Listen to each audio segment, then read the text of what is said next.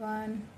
Today we will discuss calculation of crystal field splitting of octahedral complex.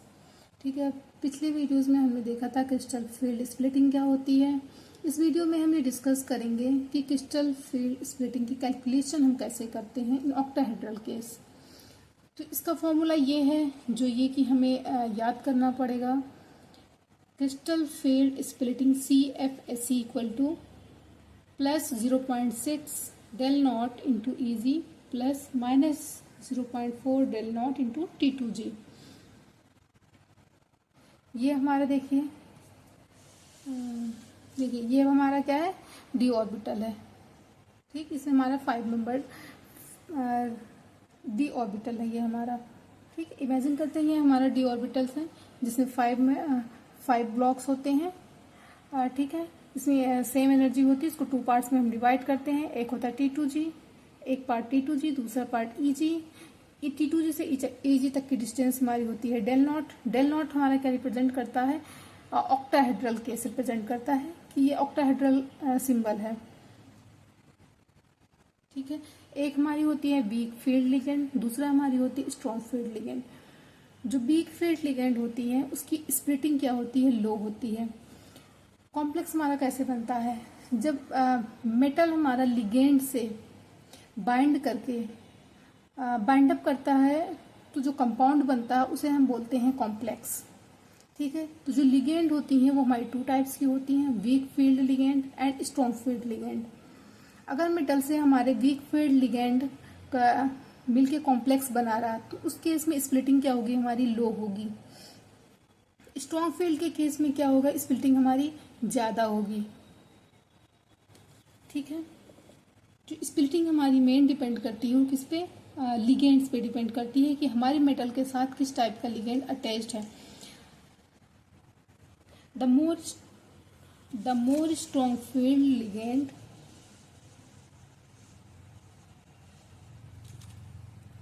you take more electronic repulsion then more splitting of d orbital, so the splitting of d orbitals will depend on the ligand field.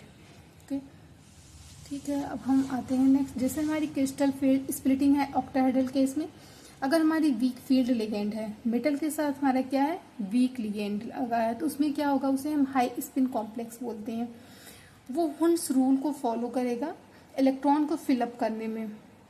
ठीक है, electron को fill करने में हुंस rule follow करेगा। हुंस rule क्या होता है कि जितने भी आपके ब्लॉक्स हैं, सपोज आपके 3 ब्लॉक्स हैं, तो इलेक्ट्रॉन क्या होगा, आपकी सारे ब्लॉक्स में पहले इक्वली डिवाइड होंगे, उसके बाद फिर पेयरिंग शुरू होगी। ये हमारा क्या है, हुंस रूल है।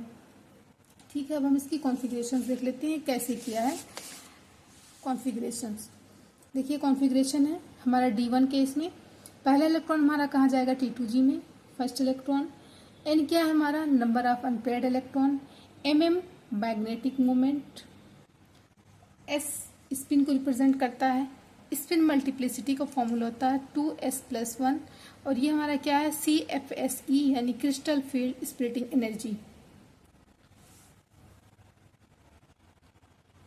मैग्नेटिक मोमेंट हम कैसे कैलकुलेट करते हैं, n+2, ये आता है किसमें, अंडर रूट में।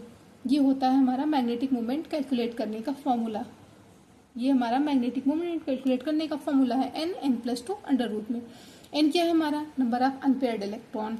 ठीक है, जैसे हमें D1 के केस में निकालना CFSE, तो minus 0.4 del naught into T2G। तो T2G में हमारे कितने इलेक्ट्रॉन्स हैं, T2G में हमारे 1 इलेक्ट्रॉन है, तो हम ये क्या यहाँ क्या करेंगे, T2G की जगह पे 1 पुट कर देंगे। नेक्स्ट हमारा EG में कोई इलेक्ट्रॉन नहीं, मीन्स हमारा यहाँ 0 हो जाएगा। तो D1 केस में क्रिस्टल स्प्लिटिंग एनर्जी कितनी होगी, माइनस 0.4 डेल नॉट। सेम ऐसा ही हम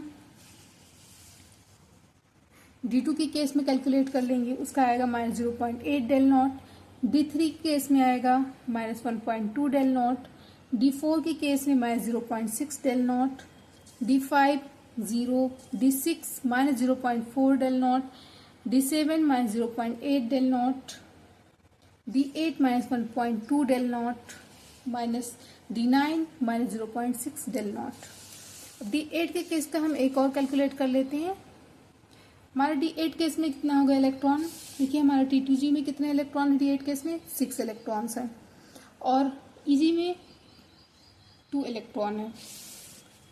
ये हमारा है -2.4 डेल नॉट, ये हमारा EG के केस में, T2G के केस में है। EG में हमारे कितने थे, 2 इलेक्ट्रॉन, तो कितना हो जाएगा 1.2 डेल नॉट। -2.4 डेल नॉट से 1.2 हम माइनस करेंगे, कितना होगा -1.2 डेल नॉट। D10 के केस में ऐसे हम कैलकुलेट कर लेंगे, क्योंकि D10 के केस में दोनों में इलेक्ट्रॉन सेम होंगे, T2G में भी 6 इलेक्ट्रॉन होंगे और EG में 4 इलेक्ट्रॉन होंगे। तो क्या हो जाएगा हमारा -2.4 डेल नॉट और 2.4 डेल नॉट मीन्स 0। एक चीज़ और हम बता दें, शायद हमें पीछे बताया नहीं होगा कि यहाँ ये जो हमारा होता है ये हमारा बैरी सेंटर होता है।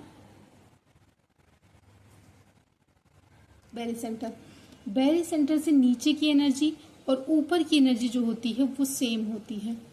बैरी सेंटर से T2G डिस्टेंस तक की एनर्जी और बैरी सेंटर से EG डिस्टेंस तक की एनर्जी क्या होती है, हमारी सेम होती है।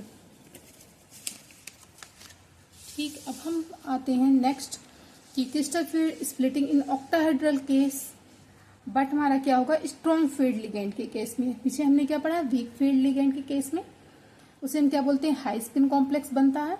अब जब हमारा स्ट्रॉन्ग फील्ड लिगेंड होता है उस केस में हमारी लो स्पिन कॉम्प्लेक्स होती है। Crystal field splitting octahedral case, strong field ligand में पेयरिंग ऐसे होगी, इसे हम क्या बोलेंगे, लो स्पिन कॉम्प्लेक्स। ये हुंड्स रूल को फॉलो नहीं करता है, does not follow Hund's rule. इसकी कॉन्फ़िगरेशंस को हम देख लेते हैं। आइए, D1 के केस में T2G में 1 इलेक्ट्रॉन जाएगा, सेम है हमारा लो फील्ड कॉम्प्लेक्स की तरह, वीक फील्ड कॉम्प्लेक्स की तरह, हाई स्पिन कॉम्प्लेक्स की तरह। और मैग्नेटिक मोमेंट भी सेम वैसे ही हम कैलकुलेट करेंगे, क्रिस्टल फील्ड स्प्लिटिंग भी वैसे ही कैलकुलेट करेंगे। यहाँ हम आते हैं D4 में। D4 में हमारा क्या था वहाँ पे हाई स्पिन कॉम्प्लेक्स में कि T2G में 3 इलेक्ट्रॉन के बाद 4th इलेक्ट्रॉन जो था हमारा EG में गया था, लेकिन यहाँ हमारा क्या है, स्ट्रॉन्ग फील्ड लिगेंड है, तो इसकी वजह से यहाँ हमारी पेयरिंग इजिली हो जाएगी। तो यहाँ हमारा क्या होगा, D4 में पहले पेयरिंग होगी, ठीक है।